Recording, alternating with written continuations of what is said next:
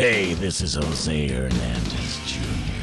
from the HBO television series Oz, and you are listening to the one and only Paulie Z on the Paulie Z Show.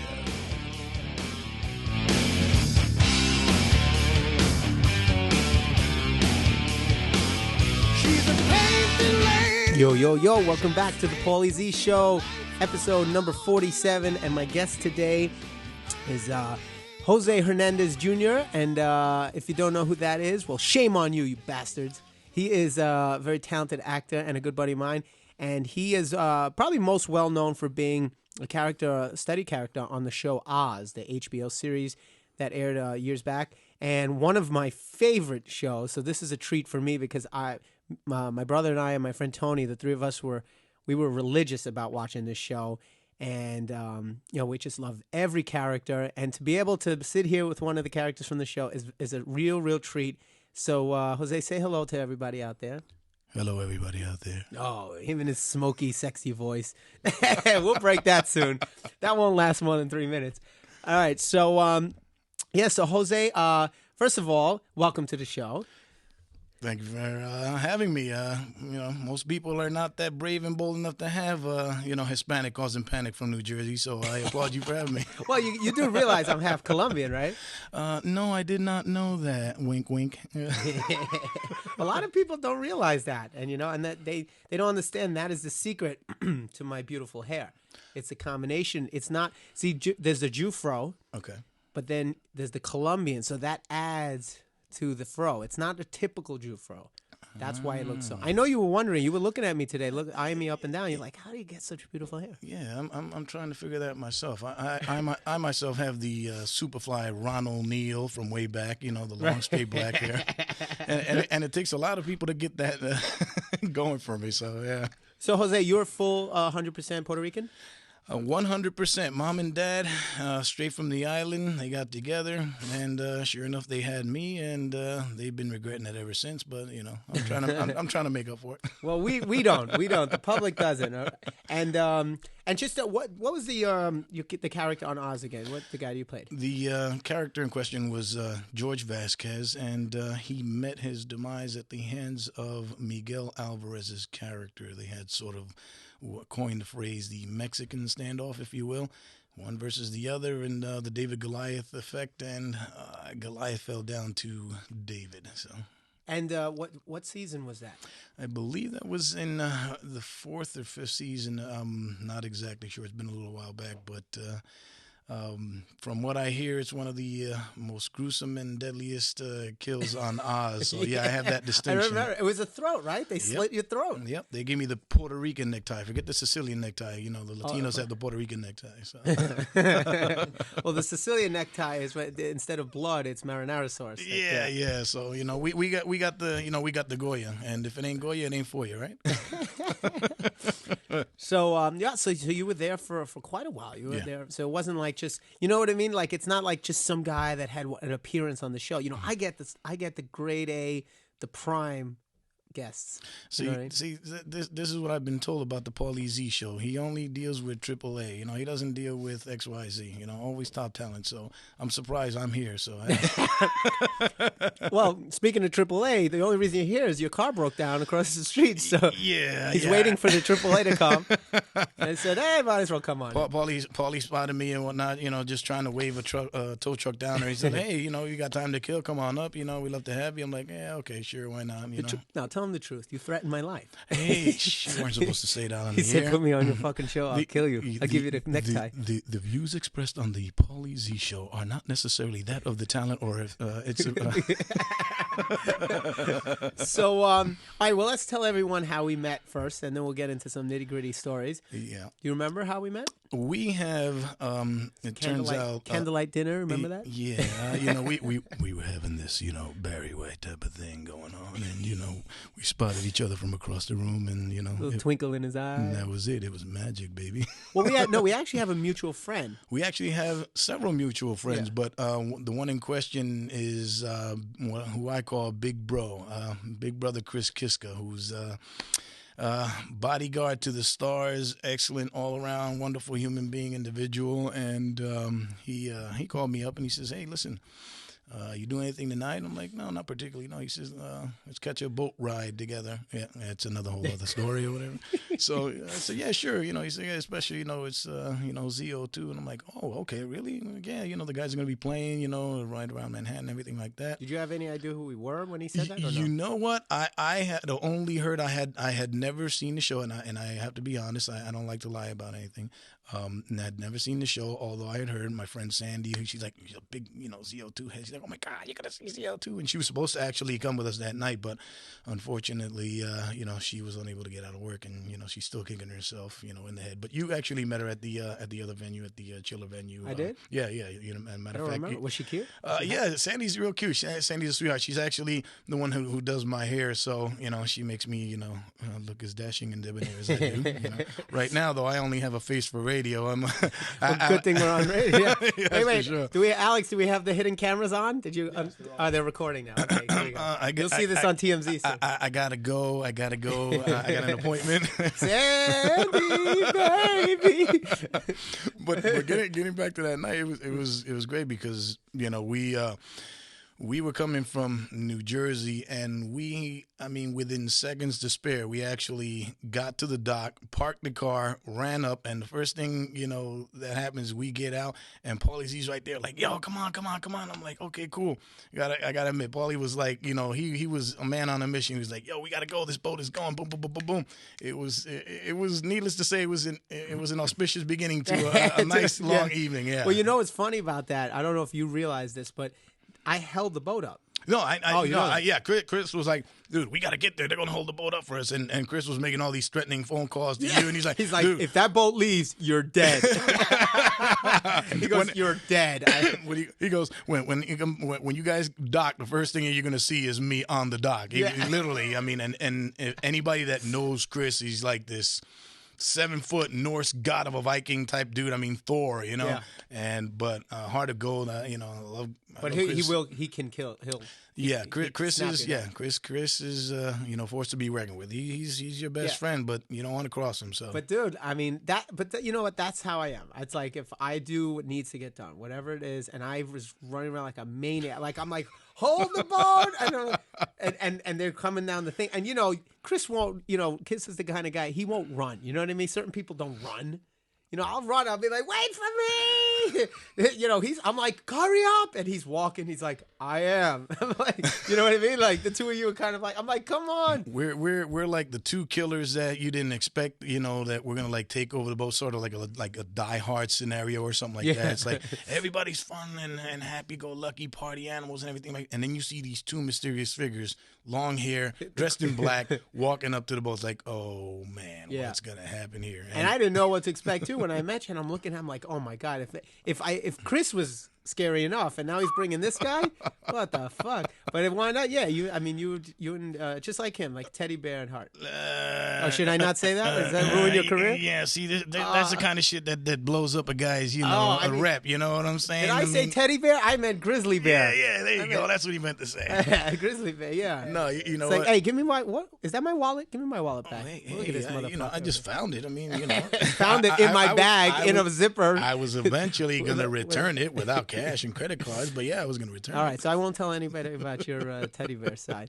So, and then from there we started hanging out and everything, and then when he told me who you were, and I recognized you right away, and I was so excited, and and here we are, and it turns out you're a big music fan, rock fan. Oh yeah, definitely, and how do you call it?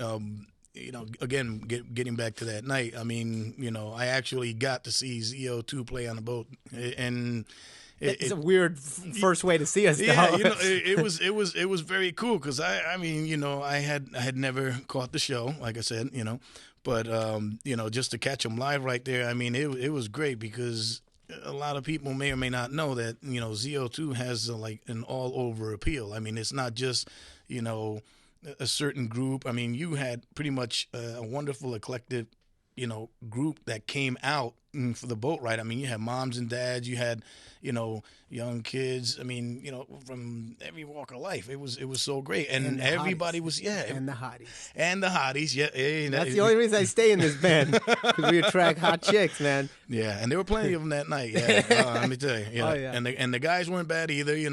They were kicking ass, and Yeah. for me it was a treat because like I said, I had never seen them, or the show or whatever, but I knew of them, and just to watch them live, and it was just awesome. I mean, a lot of people just don't know. Yeah, Thank you very much. I got to tell you though, one thing about being in this group that I love so much is we really, and I know that sounds cliche because bands say it, but it's true.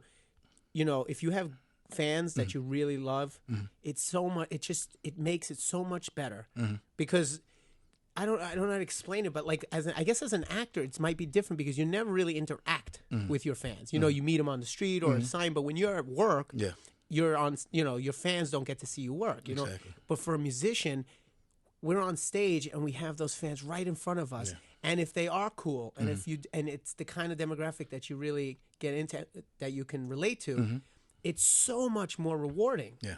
And our fans are so. I'll just say it on the record. I love our fans. They are fucking awesome. They're great, and they know that. They know we love them, and I think that's why they're always there for us. They can tell genuine appreciation because I mean, let's face it. We are in the entertainment business, in the entertainment industry, and a lot of it is dog and pony show. I mean, put up faces and smiles and all that other stuff. But when your audience or your fans or your supporters get that genuine feeling from you per se, and whether you're an actor, a model, musician, whatever it is, and your audience feels that coming from you, I mean, they'll go to bat for you no matter what. Yep. And you guys on that boat ride, it was incredible because you're reaching out to the fans are just like just having a great old time. I mean, it was a packed boat, and it was just like you said, everybody from every demographic was there, and they felt how genuine you guys were. You weren't there just to put a show and then break out of Dodge. You were there for the fans, entertain, and you can tell that seeing you guys love what you do. So that translates to your fans, and then your fans just they'll remain loyal. So no matter what, we love them. Yeah. Well, let's talk. Speaking of fans, so being on a show like Oz, as controversial as it was at the time, I mean, now you look at all these shows, True Blood and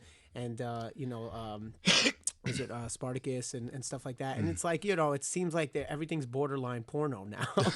but I remember when Oz was on, and I was young. I was when did Oz start? Do you remember the first year? If you had to take a guess. I'm thinking about mid '90s, give or take. Yeah, it was definitely over 10 years ago. Yeah. So I was a young buck, and I remember NYPD Blue. I remember was the first time I ever said "whoa," like risque. They had like a girl's like back side, and he said like dick and jack and ass and remember, and Stipowitz. That was it. Stipowitz. And I was like, wow, this is crazy. And then Oz. And it's like for those who never saw Oz, just a real quick recap of what the show was. It was basically it was a prison, called Oswald Penitentiary, right? Yeah, it was based on a fictional prison called Oswald Penitentiary, and they later renamed it the Oswald Correctional Facility for the storyline because, according to the narrator of the show, Augustus Hill, who was played by Harold Perrineau, that no one is actually penitent, so they would just try to correct you. So then it was the Oswald Correctional Facility. But inside that, you guys were part of a special section called Emerald City, which was like an experiment, yes, right? Yes, exactly. It was something that I guess the prison officials, or whether it be McManus and Leo Glenn, they wanted to, I guess, see what it would be like to treat the inmates as if they were a little bit at home, give them certain liberties or perks and stuff instead of just sticking them in a hole behind bars and what have you. So like a community, right? Like it was like a little neighborhood. Yeah, sort of like, hey, you've done whatever you've done, but maybe you can assimilate back into society if you're treated as a human being in jail. And that didn't work.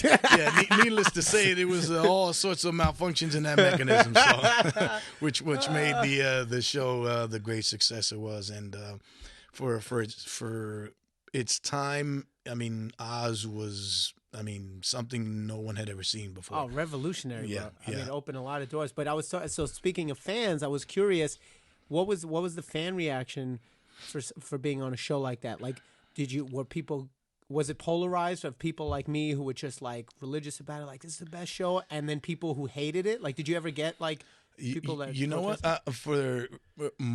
Personally, myself, all I ever heard was rave reviews. Everybody, I mean, this is from average everyday Joe on the street till, it was like a guilty pleasure. It's Yeah. like sort of like the National Enquirer and whatnot. Nobody ever admits to reading it, but yet it's the biggest selling paper out in on the planet, right? Oh, we never read that. We never, no. Yeah. But meanwhile, their numbers are doing great, right? So nobody really copped to Oz or whatever, but it was the biggest show on Sunday night, Monday morning, over the water cooler. Oh my God, did you see that? BC raped that guy. Oh my God, I almost died. It's like you got every reaction on the mankind, and then when personally myself when people saw me on the show.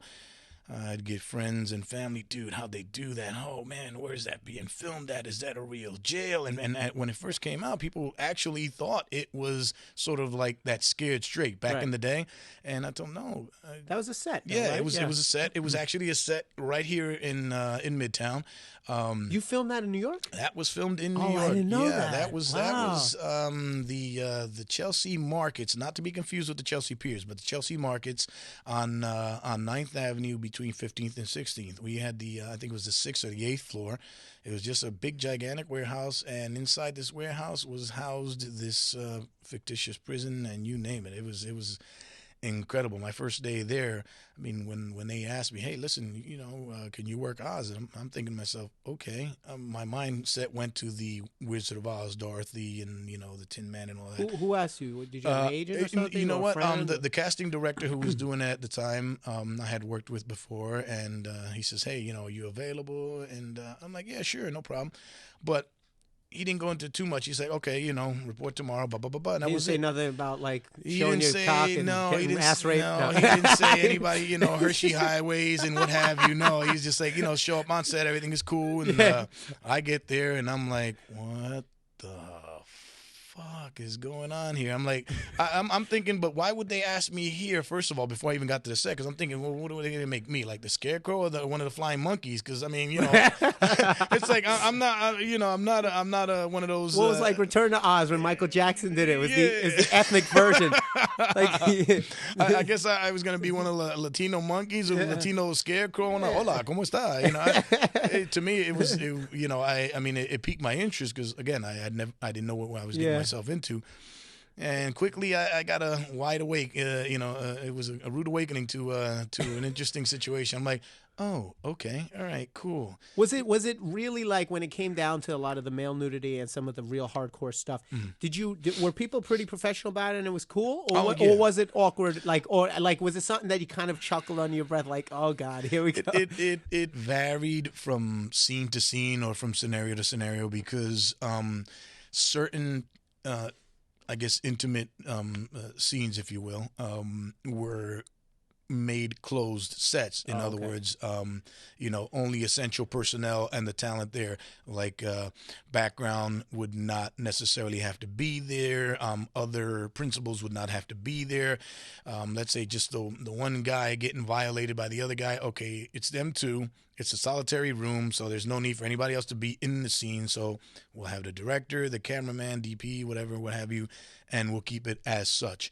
Now, for a bit more of a, an all-over type of scene where somebody was getting, just smacked up or stabbed or killed or something like that. In a crowded... in a more crowded environment, then, everybody kept their professional, self about them. I mean, it was understood, hey, this is a serious drama. This is, for the most part, a serious male cast or whatever, and, the implications and such and so forth. But the good thing about that show is it was extremely professional. People were just on a level beyond, what you would expect. Beyond like Yeah, my band if we were on that show. Like if that was Z-Rock, it would be. Well, I mean, like there wasn't even. I mean, be honest. Like, was there ever even in just the beginning when it was getting started? Was there ever even like off camera, kind of like, oh my god, did you?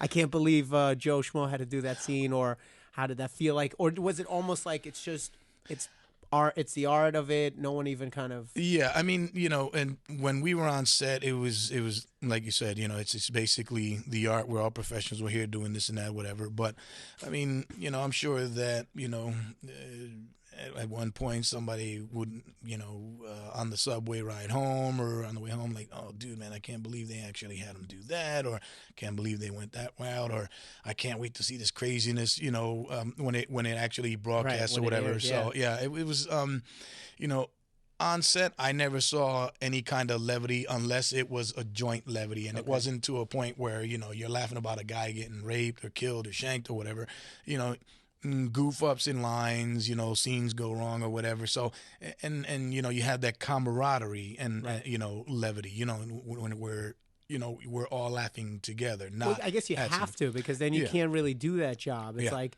I imagine, I think back to that tape, remember, of Christian Bale going crazy, yelling at that guy. Yeah. And as bad as it was, and he definitely went overboard, but I understand because for someone who's never acted, it must say, oh, what an asshole. But there was a scene in Z-Rock where I had to cry. And this is the first time I ever acted. I never took lessons or anything. So they say, can you cry in this scene? I'm like, I don't know, I'll try. And once I finally got into that mode of like, I started thinking about, something personal. And I was like, wait a second. Yeah. And like, if anybody would have made a joke or whatever, I would have broke. I would have broke right away and said, fuck, man. I was in the mode. Yeah. And I totally get it. Yeah. Because it's like, how do you do some of these intense emotional scenes where you really got to go to that place, and then you have someone like, yeah, exactly. It's I heard an unofficial story. An unofficial story. Yeah. But it didn't have to do with Oz, but it had to do with a theme sort of like Oz. Okay. On Pulp Fiction, Peter Green, and again, I mean, don't quote me. This is just from rumors. that old rumor mill. They like to talk a lot. Peter Green and Ving Rhames, when they were doing the violation scene, where Zed, played by Peter Green, was violating Marsalis Wallace, played by Ving Rhames, and Bruce Willis was there, and from what I've heard and from what the accounts that have been said, Bruce Willis was, just having fun, or poking fun, or yeehaw, or whatever it was. I mean, and again, I'm not one to spread rumors, but it sounds sort of like something that may have happened. But at one point in time, they're trying to get this very volatile scene through, and you have somebody just goofing around and making all sorts of light of this and yeehaw and what have you and all that, and it turned out that Peter Green's like, oh, somebody please get this so and so offset or whatever. I mean, he was in the mode where, I mean, look, it's not comfortable for me to be doing this any more than the other person is comfortable for doing this. You know what I'm saying? Making it worse. Yeah, and it's like, so you're trying to, you're already involved in a significantly, raw scene, and then you got somebody rubbing salt on the wound, so to speak. So it's like, yeah, and as you self-admitted, you put yourself in a zone, and if somebody's going to try and screw up your zone, it's like, look, no, you need to get out of here. You need to be bounced out, whatever the case may be. He needed to be shanked. Yeah.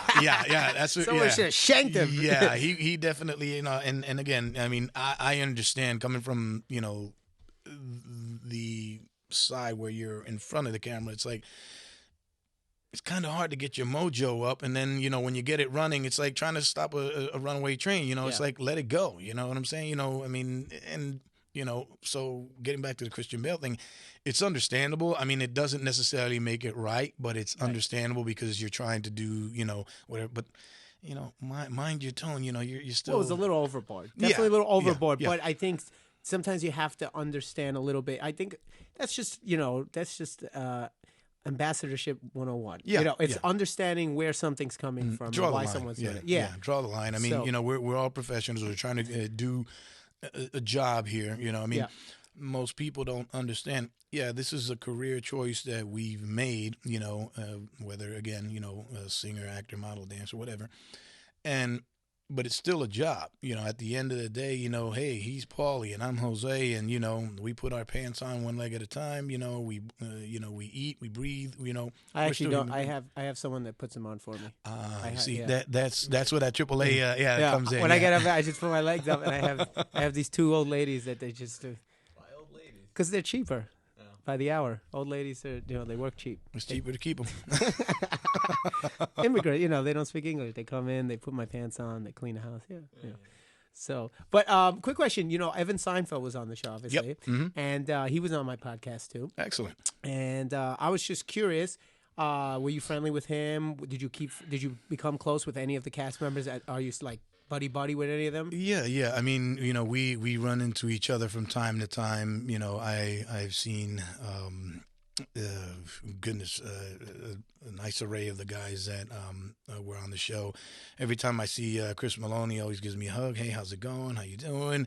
I recently saw Warden Leo Glenn, at the Chiller, at the right? Chiller, Yeah. where we last saw each other at, and he was very cool. He's doing his thing, meet and greet and everything, and he sees me, he comes up, gives me a big hug. How's it going? How you been? And everything like that. And of course, I'm speaking about Ernie Hudson, real sweetheart of a guy. Evan Seinfeld. I have not seen him in quite a while, but he made an interesting transition from. He said, he goes, I like having my clothes off. I'm gonna try to make money like this. I mean, hey, he's all into porn now. he didn't Jesus he didn't do too bad after us. So but I mean, hanging around him is a lot of fun. Yeah, when I go to LA and I hang with him, it's like, yeah, man. Yeah. It's just he's just surrounded by like good quality pussy. It's good. It's good. And me now, I'm back in the game, baby. I'm single, so I'm going out to LA. Ladies, Mr. Paulie Z is now accepting applications. It's pzcasting.com. Send me your resume, your profile. Close up of your face and tits, preferably. He will be having tryouts very, very soon in a city near you. He's going to be like American Idol. He's going to be auditioning everywhere. Groupie's Got Talent. Paulie Z Idol. Yeah, I should do a show like that. It'll be like a combination of Rock of Love and American Idol. Like I'll just be on the panel. I'll get a couple of my buddies. Okay. And we'll just have girls audition to be like groupies of the band. See, you know what? I shouldn't have said this because now someone's going to steal it. Fox 5 is going to steal it. Hey! Go on record right now. It's that's it. What's today's day? Yeah. Today is. No, we're going to write it down and mail it to ourselves. That's it. Poor man's copyright. That's right. Poor man's copyright. Damn it. Puerto Rican copyright. That's it. There you go. I got a real good Puerto Rican lawyer back in Jersey. Your Honor, I have evidence. I wrote the idea on this hubcap in 2008. Here's my proof. Where'd you get that hubcap? I stole it. So, all right. That's pretty much where it's going nowadays. Come on, you can be on my panel, no? Hey, I want to be a judge on that show. Yeah, you see, know? Can I be like the Puerto Rican Simon? No, you'll be like I'll have guest judges come on, and then you'll come on for an episode or whatever, and then girls will just come on and they'll audition to be groupies. You know what I mean? I'm like, what makes you a good groupie? And like this and that. That'd be. I think that's a brilliant show. In. Are you in? Yeah. Alex is in. Alex is in. All right, cool. He'll produce it. Yeah. So, all right. Well, speaking of groupies, let's talk about now. You're on this big show on HBO. Famous. You're an actor, obviously. He says famous. I don't know. See, this is where paying a guy greasing the wheels and whatnot works. He's calling me famous. Listen, he's calling me good looking. See, my money was well worth spent. You know, that's it. It's on my rider. It says, you know what? You must call me famous. You must call me. More like infamous though, or infamous. Well, what was the female reaction when as far as fans and as far as getting some action and stuff? Like, were you in the fast lane? You'd be like just like new tang every night, or you know what? Really. I hate to disappoint anyone who's listening to the Paulie Z, but this is where the square factor comes in. Yeah. And you know what? It's like a pattern, right? It seems like the last it's like 9 out of 10 guests that I asked this question, they're like, yeah, well, I kind of did. I'm like, what the fuck? Am I the only one that actually takes advantage of the opportunity of being, in this industry? You know, that's where youth versus experience comes in. Youth takes over, and hey, you know, you have a great old time. Old salty dogs like me, we just got experience. We're just like, okay, this is gonna lead to problems and what have you, and so no, forth. but I'm saying then we're talking about Yeah, over a decade ago. Yeah. Okay. So you know, and you're not old now. You're still young and prime guy. You know. Again, see, you grease the wheels and Well, see come what on, you get. you're not an older guy. No, you know, I'm being on record. I'm like over 21. That's all I'm gonna say. But back in the day, I mean, you're Back- on a fucking hit TV show. Yeah. You're telling me you weren't. Like, you know what? Honestly, crazy? myself. I mean, they you're were like. Latino too. Yeah, you know, I mean, people, you know, have grown to you know, have this thing where it's like, oh man, you know, the Latino, the libido, sex drive, and such and so forth. You're single, you don't have any attachments, you know, you no kids, no nothing or whatever.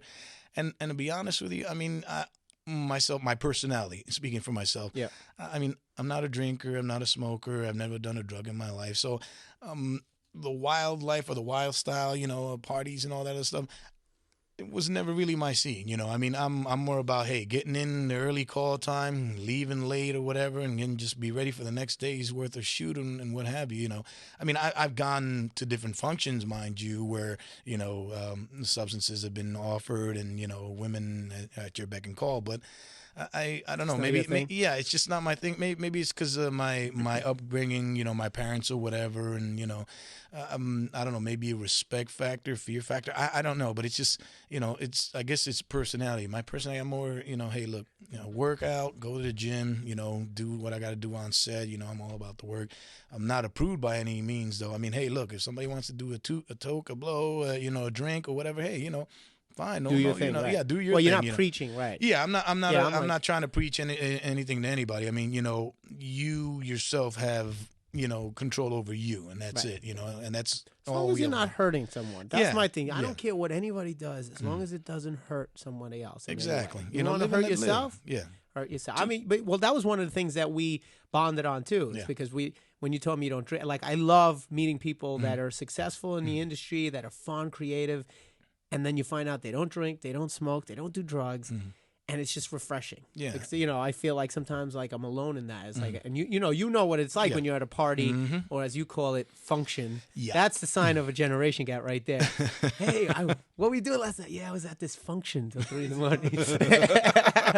But anyway, so but you know, like, and then you have that whole that you're surrounded by it, and it takes a lot of character to just be like, no, you know, but the only difference between us, though, is that instead I have my vices, which is my food, which is I have a struggle. I struggle with to control that vice. Oh, you're not alone in that. I mean, let Oh, me you tell too? Yeah, Oh, we're going to be remember, talking about that. Latinos, I mean, we love our, you know, nice, tasty, you know, rich flavored foods. You know what I mean? Pernil, Oh, empanada. yeah. Well, we'll be talking about that. Hold on. We're talking that in about 3 minutes. But what I was going to say, too, though, is that, but the girls was always my thing. I mean, obviously, until I got into a relationship, but and even while I was in a serious relationship and monogamous, I still pushed the envelope always. I love flirting. It's like an art. I love the art of flirting. I love trying to get to know a girl, and I love girls. I call me crazy. I just love them. That's a wonderful vice. I mean, you know, hey, you know, I could have its own it backfires too, though. It's dangerous vice. They can definitely, drive you you know. crazy. Yeah, let's go on record and just say women are fucking crazy. You know, Can we put that on record? Because everyone agree to that right here? Yeah, well, let's put it this way: they definitely have their quirks. I'll give you that. Yeah, you know. I mean, look, we are, you know, we're no walk in the park either. But I think the basic difference between us is this: if you had to break it down, right? We are children. At the very, very core, men are childlike mentality. We're very simple, and there's no hidden agenda. Like if we say I'm tired, I'm tired. Yeah, I'm much. hungry. I'm hungry. Yeah. I want to watch football. I want to watch You don't football. have to decipher us pretty much. You don't There's need no you code. don't need a handbook for us. Right. Yeah, No Da Vinci Code there. Yeah, It's yeah. just like very, very simple. And we like whether it's action figures, comic books, football, cars, money, you know, gadgets, whatever it is, we like our quote unquote toys. Yeah. Right? pretty much. We Yeah. like our toys. Women are the problem with them is that they're so complicated like they don't know what they want, and they'll admit it. Yes, they're indecisive, and they'll admit it. Most smart women will admit. They say, yes, we are very complicated, indecisive, and it's just not simple. Is the best way to, and that's the way we butt heads, is that we are very simple and they're not. So it's always about like trying to decipher what they're really saying. We're more direct. We're more direct in Yes. what we're doing. It's like a straight A to Z line. Boom, that's it. That's it. There are no pit stops along the way. It's like boom, boom, boom, boom. Right. Now throw in the and I probably might lose a few people on the way, but throw in your estrogen and throw in your hormones, and then you throw in your that time of the month and everything like that. Then we're talking about a whole bunch of more complications Yes. on top of that, and And the women, biological clock. and then it's I mean, sometimes they don't mean what they say, and they it's like They don't know what they want, and then they get what they want, and then they want something else. Yeah, They don't want it yeah, anymore. yeah. You know what I mean? It's like That's why gay guys are brilliant. yes. I'm telling you, there is something to be said about going gay. Shout out to the alternative lifestyle listener out there. Yeah, I mean, listen. Although they have their problems too, they have. It's not a walk in the park either. But there is. I think there's something to be said about that. Like, at least you cut out a whole bunch of set of problems, and then you have another set of problems. But it is amazing to me. It's amazing. And don't worry about losing any listeners. I only have like 10 people that listen to the show. I think I just killed off about 9 of them. But all right. Well, so then I guess I'm not getting any wild groupie stories. No. So, I mean, all right. unfortunately for me, it's a dry well. Yeah, no. But I like to live vicariously through the lives of others. As I so look you at come hang Paulie, with me? hint, wink, wink. Dude, come hang with me, man. Come hang with I've me. always been a designated driver, but that doesn't mean I just can't look or anything. Right. Well, you're like you're like a coach in the baseball team. That's it. You're still, you're still close enough, but you're in the dugout. Yeah, that's it. Well, I've been retired, and I'm back on the field, so you better watch out. You don't have any like sisters or cousins. No. You better lock them up. Lock them up, baby. I got New Jersey. Paulie Z is coming your way. You've been warned. Paulie Z. There's that voice again. See, that's a sexy voice. You got to teach me that. How do you do that? You sort of like put yourself in the mode where like you're with your significant other, and you're watching him or her undress or whatever the case may be. Notice I kept it, Right. and then and then you're thinking like, wow, what would I like to do with you right now? Well, what would I like to do with you? Go ahead. You do it. I'll see if I can copy it. All right.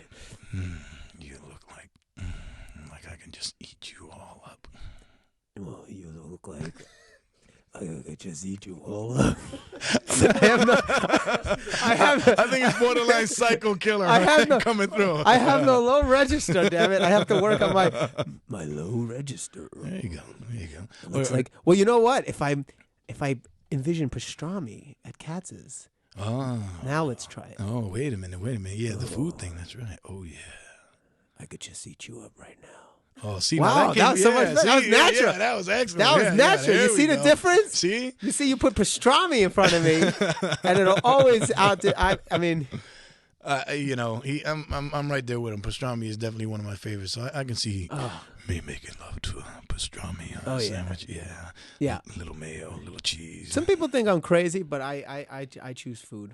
Yeah. Over No. You know what? I'll take food over sex any day. Paulie was alluding to vices earlier. He's got his vices. You know what? Me, I'm with that food thing. But You're a foodie? Yeah, I'm a foodie. But I also, I'm a music head. And what I mean by that is I don't have any specific type of music, just music in general. But but you're a rock guy, though. Oh yeah, I mean, we talked about that. Oh yeah, you kidding me? I mean, you put on some, like, let's say AC/DC or Rob Zombie or one of my personal favorites, and don't know if you guys know this or not, but there's a group called Blackwater Rising, personal friends of mine, and Paulie knows who they are. Yep, awesome, very good band. awesome band, and I mean, I'll listen to a particular song in Metallica. I mean, Enter Sandman. I can be in a pissed off mood, or I can be in a happy mood, and that will just put me in a natural high. For me, I could stick a CD in and play a song 150 times or whatever, instead of having to get a dime bag or a nickel bag or a shot or a blow or this and that or whatever. that's a bad habit. Yeah, so so is wiping your butt. But you pick and choose your habits. Me, Right. I'll listen to a great song or whatever, and I'll just like hey, I can be in a bad mood. I hear a great song, it'll put me in a better mood. It's amazing, or whatever. right? Yeah, it to me, How it I mean, connects. I just it's something that is rewarding for me because I only have to buy a CD once and that's it. I got it for life. That's it. Yep. And I'll just be transported to this better place. I mean, if I'm mad, it'll work itself out. Just listen to good music. Yep. If I'm in a great mood, a good song will put me in even a better mood. So that's like for me, that's my vices. Music and movies and Well, stuff. it's funny food. how like food does the same thing though. Yeah. If you really think about it, Yeah. comfort food and people when they're stressed or they're depressed or whatever it is, or even like you're happy after a show. Like Yeah. my favorite thing to do after I perform is go eat, like Yeah. pig out. Oh, Because yeah. and there's something about it that just it does the same thing. It's like it just I could be totally upset or depressed or whatever, and then I just I'll gorge on something. I'll go pig out or whatever, and I don't know why, but it just makes you feel better. I'm sure if anybody who's ever had a Thanksgiving dinner, and by the way, Thanksgiving is coming up in the next couple of weeks or whatever, so you'll know what I'm talking about. Whatever's in the turkey, I'm sure you guys have heard, tryptophan? the Yeah. tryptophan and everything like that. You're like it's like you're just it's just, you're Heavenly, full, of course. it's like it's great, and the great thing about it is like unless you're an overindulger, which I don't recommend anybody, hey, eat to your heart's content, but if you're weighing dangerously high levels or it's bad for your blood or cholesterol, okay, then watch yourself. And again, I'm not trying to preach, but I've been up and down on the scale myself. I love all my fast food. I love my Latino food, pizza, burgers, and such and so forth, pastrami, sandwiches and deli stuff. So, What's your favorite? oh goodness, Like what? Give me some of your. Like I actually figured this out. I don't know if I said this, Alex, on one of the episodes. Probably not. But when someone asks you like, "What's your favorite food?" And it's very hard sometimes to like actually pinpoint it. yeah, And I'm like, well, here's a few things. I actually thought about it, and I figured out my favorite food is actually dark meat chicken leg, okay, preferably not fried, like roasted, rotisserie, baked, Yeah. roasted, anything like that. Like how usually Peruvian, yeah, how yeah, they make it, or Spanish. Yep. That's my favorite thing. Wow. That's my favorite. I So I finally figured it out. I myself, I have a little bit more of a problem pinpointing it. I'm just a meatitarian. You have your vegetarians or your vegans. I'm a meatitarian. Carnivore, baby. Yeah, baby. I'm like any kind of dead meat on any kind of it's done as long as it's cooked well. I'm okay with it. What if I just like trimmed off some of my side fat here, my love handle, and I Hey. just cook it up for you? Hey, as long as That's you a lot cheaper than lipo, right there. Just have Jose chop on. It's like, yeah, take a little bit of this, That's a little it, bit of man, this, put a little paprika on it. Well, yeah, what kind? Give me a night. basically What's your out of the meats? Like what really floats your boat? Like it's like, oh, I gotta have that. Well, we were talking about pastrami earlier. I love pastrami. I love burgers, Katz's? roast beef. Yeah, So Katz's. yeah, Katz's is good. General meat, chicken, pork, beef, and all that. Well, we talked about pernil before, right? Oh, yeah. How awesome is pernil? Man, Do you cook? You know what? I can cook. Yeah, I've been told I'm a very good cook, and I pretty much make anything and everything. Who told you that? Was it the guys at the soup kitchen? It was This guy is great. it was the guys that I used to cook for on Oz, when I was in mess detail, it's like, hey, honey, oh my God, the food was fabulous today. Oh my God. Like, hey, that's not going to get you an extra helping, all right? There's not as much crushed glass as it was last week. Yeah, exactly. So, So what about we talk about Latin food? When I had Jeff Scott Soto on, Okay. that was the last episode, I believe, and we were talking. Now he's Puerto Rican, full blown Puerto Rican, and we were talking about Latin food, and I was trying to get an idea of the difference. And I'm like I said, I'm half Colombian, but I don't know enough about the Latino culture to differentiate what makes Puerto Rican food any different than, let's say, food from Spain, Spanish, or food from Peru, or food from, from when you break it up, Colombian. Is there anything specific to Puerto Rican that is not Or not really? Not really. I mean, when we talk about Latin American food, I mean, pretty much the staple is rice and some sort of legume or beans, whether it be red beans or pink beans or whatever. We definitely love our pernil. We definitely love our chicken. We definitely love, our meats. But there are, let's say, a certain dish that might be typical of like the Mexicans, like guacamole would be for Mexicans. Right. Okay, so That's what I mean. Colombians, I believe it's ceviche. Cubans have the Cuban sandwich or whatever.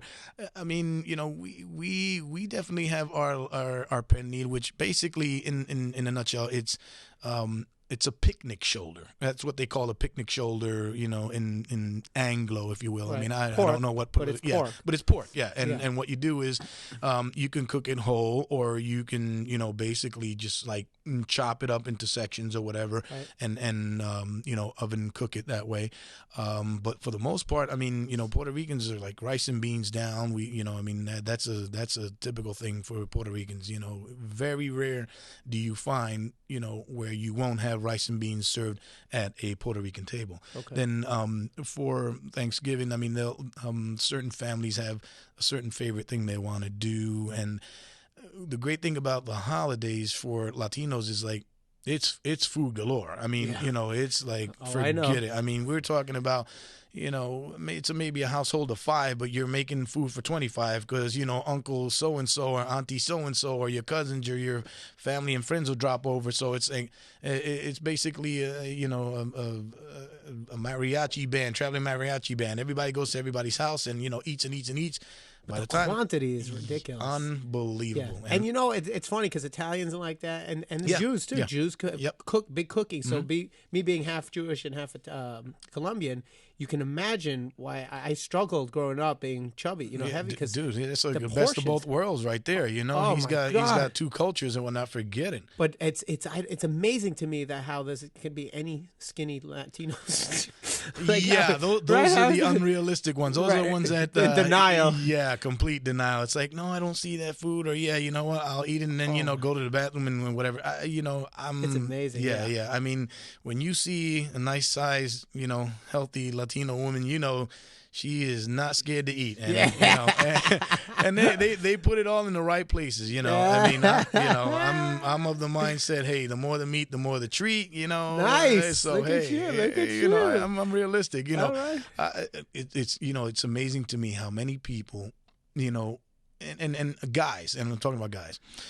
I want her 36, 24, 36. Well, dude, have you looked in the mirror lately? You're no Brad Pitt. You're not a George Clooney. I mean, I can understand because I got friends like that. It's like, oh, man, she's a little too thick for me, or she's a little too this. Yeah, I'm like, dude, look at you. You're pounding down cheeseburgers and whatnot, talking about, how you want to get, you got liver spots and you're bald. Yeah, it's like, dude. You're talking about she's 1 inch more than you are. Dude, she's bald, Jerry. Well, I don't know. It's something about men. We feel like, it doesn't really matter what. And in some ways, the history dictates that it kind of doesn't. It's that's why guys become successful. I mean, why do we work as hard as we work? Mm-hmm. Because of that. If you have money or if you're in a band or you're an actor, whatever, it almost doesn't matter. It really doesn't. It's amazing to me. It would be great if that would translate to a lot more of societies. You know what I'm saying? It's like we don't get traffic tickets. Yeah, it's like it's like a cop goes, "You were speeding in a school zone," and I'm like, "Yeah, but have you seen my pecs? Look at these abs." He goes, "You know what? It's okay. You're okay." Yeah. It only works for women. Yeah. Or on the flip side, dude, look at me. I'm fat. I'm bald. I'm disgusting. Do you really want to give me a ticket, dude? I'm sorry. Yeah, life is hard enough. Yeah. You're doing bad by yourself. A ticket is just gonna put you over the edge. Okay, just go. So I agree. Well, luckily for us, we're both, just incredibly handsome guys, great shape, Dashing, so we don't have debonair. we don't face have for radio. Debonair was one of my dictionary words of the day on my iPhone the other day. Really? Yeah. And what? They had your picture on it? No. No, I'm more goofy than I am debonair. Yeah. Well, there's something to be said for goofy men. I mean, girls love to laugh. There are some girls. He's handsome and everything, but can he make me laugh? It's like when you can make a girl laugh, sometimes it's all you ever really need. Yeah, I'm kind of like, if I had to describe myself, I would say I'm like Robin Williams trapped in Brad Pitt's physique body. You know what I mean? You got for those that can't see, you got to see Alex's. Alex, my Alex's producer's face, expression. He's like, "Oh yeah."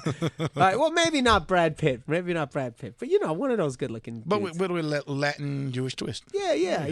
But I'm just saying, it's like I always like. It's the same with girls too. I love, to me, the best kind of person in general is the one that has the two sides. Yeah. Like the girl who's hot but it's got the tomboy. Yeah. You know what I mean? Can play softball, sit down and fucking watch a football game or pig out or whatever. Yeah. And the guy, the same thing. I think the guy who can be rugged and tall, dark, and handsome, kind of when he needs to be, but also can be like, goofy and fun. And have a sense of humor, and even, I don't want to say effeminate, but like a sensitive side that can relate to the way, that's very important, I think, for long-lasting relationships. Like, you got to be able to relate to the other side of the fence. The era of the quote-unquote macho man, I think, is pretty much at this point, gone, because, back then, and especially in Latino cultures, like, oh, you got to be a man, you got to be a man, you can't let anything really... Let me try that. Yeah. You gotta be a man. Yeah, you gotta be a man. Damn it! Man up, It's just like, he sounds like a man when he does it. I sound like a guy who's been smoking for 45 years. On the rest of it, I sound like a guy with emphysema. Why is that?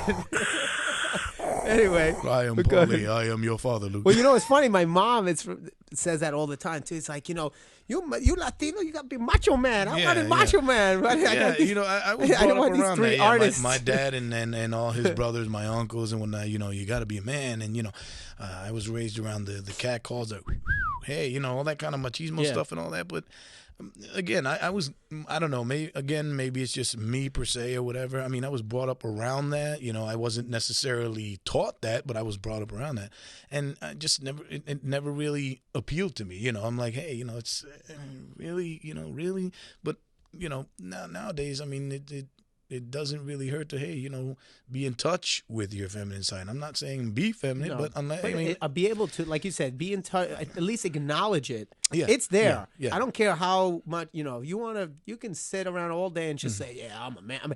Fuck that. It is there. Whether you want to acknowledge it or not, we all have that side, just like women do too. And I think the more and more as we progress as, a culture, at least, especially in this country, obviously, we move forward. You see women in business suits. You see them, doing more things, physical things. Yeah. And you see guys obviously doing things that are, not as quote unquote macho as back in the day. Yeah. And I think that's what develops, more creative stuff. And it's progress, it's progress. And as a species, as a human being or whatever. I mean, hey, and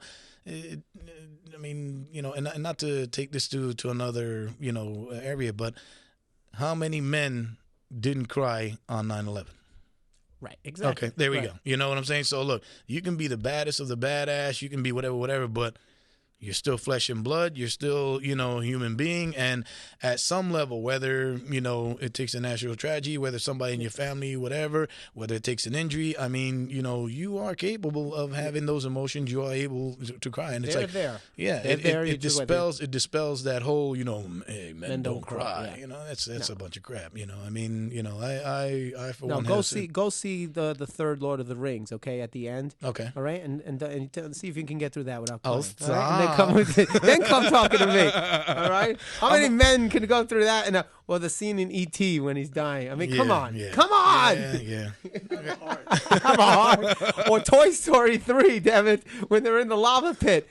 Come on, man. How do you not cry? Dude, I was bawling in the Lord of the Rings. Me and David at the same time. It was the one scene where they bow down, the hobbits bow down to Viggo Mortensen's character? Yeah, what was his name again? Viggo Mortensen's character? Is it Viggo or you're talking about no, Aragorn? He's the new king now. Yeah, okay. Yeah, and he I forgot what his name was, but they bow down, everyone's bowing, and he goes, "Oh no." He goes, "Rise." He goes, you bow down to no one, Yeah. to them three, and then he bowed down, and everyone bowed down to the hobbits. Yep. And bro, and we weren't the only ones, but I'm telling you, me and David went, "Ah!"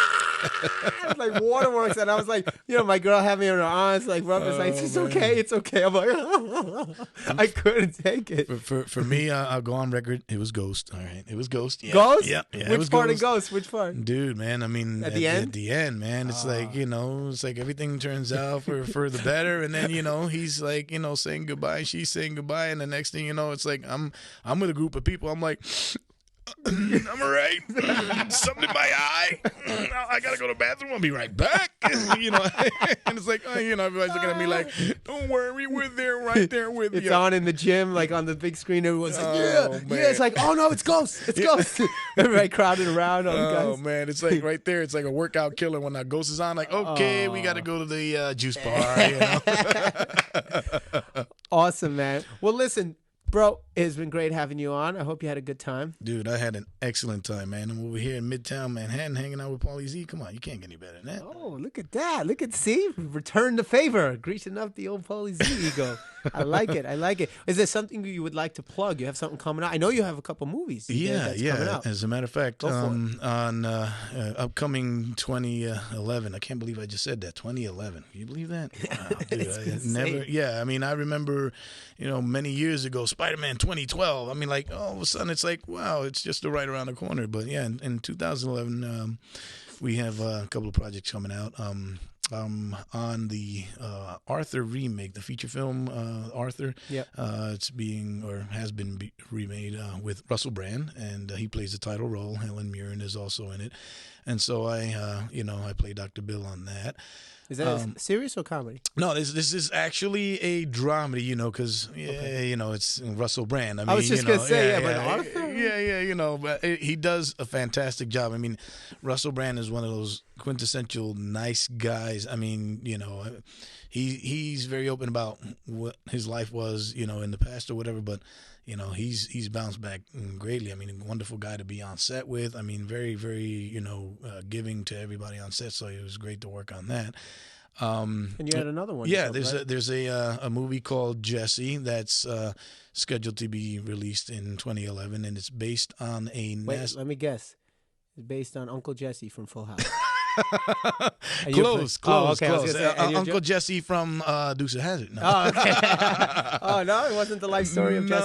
Okay. No. It's actually based on the life of a Nassau County detective. Her brother gets murdered, and the title character Jessie, played by the lovely Stephanie Finaccio, she has to go rogue to try and find out who did this and why and what have you. And we have an all-star cast. We have Armando Sante, Eric Roberts. We have Michael Wright. We have William Forsythe. I myself play Carlos, the drug lord. Well, actually, no. I'm not a killer in this one, but I'm a successful drug entrepreneur. All right, keep it in line with you. Yeah. I'm a successful street pharmacist. Let's put it that way. Yeah.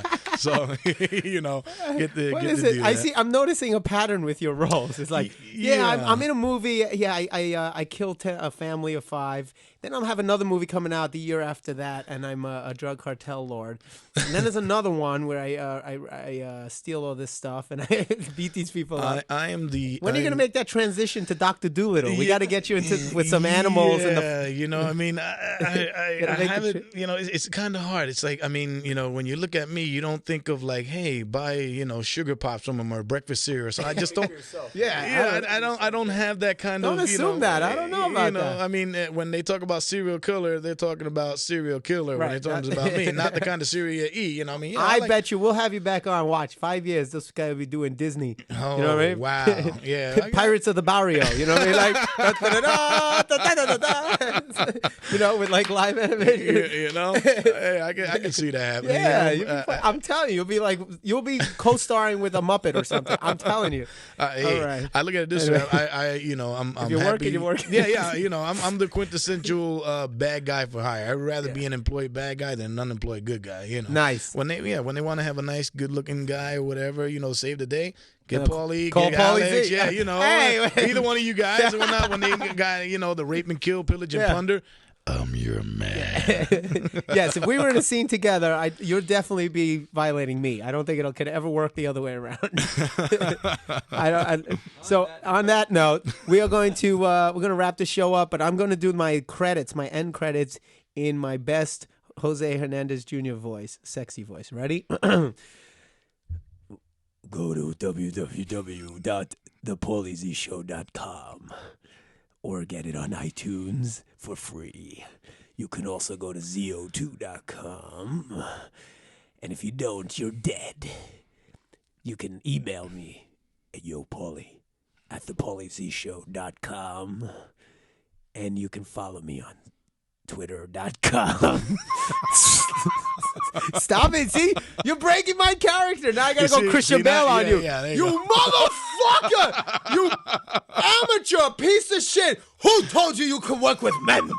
Christian Bale's from Brooklyn? No, now I'm doing Pacino in the fucking what the hell's that Devil's movie? Advocate? No, the great movie with the no, come on. What the damn it with Alec Baldwin and Jack Lemmon and God damn it. 30 Rock. Come on, the serious movie where they're selling real estate and stuff. What the damn it, whatever it is. Real estate. Oh. Yeah, with just Kevin Spacey. Come on. Oh wow, you threw me for a loop on that one. Famous movie. The girl with the dragon tattoo. Oh, you're assholes. Not Wall All right. Street. No, whatever. It's like, you just cost me a trip to Hawaii. What are you going to do about it? What are you going to do about it, asshole? Dick Tracy? No. Come on. It's it'll come to me after the show. No, shut up. All right, anyway. So, it's ZO2 is twitter.com/ZO2 Paulie. I think that's it. I got all the plugs, right? Alex, I don't know about you, but you got wood. I got a little wood. I got a woody from that one. Yeah. Right. You know, I'm over here hitting the granite marble top over here. Oh my Lord! All right, well, thank you very much for guys for listening to the show. It was great. I appreciate it. Jose Hernandez, everybody, Junior, not the Jose to be confused with Jose Hernandez, the senior. We don't know what show he's been on, but very nice. Thank you very much. Thank you. It's wonderful to be here, and hopefully I can get to come back. You know, when you guys need your toilets cleaned or your floors mopped or whatever it is. Any manual labor, just call me Manuel. Manuel labor. I like that. I like that. All right, guys. I guess that's it. I'll see you later.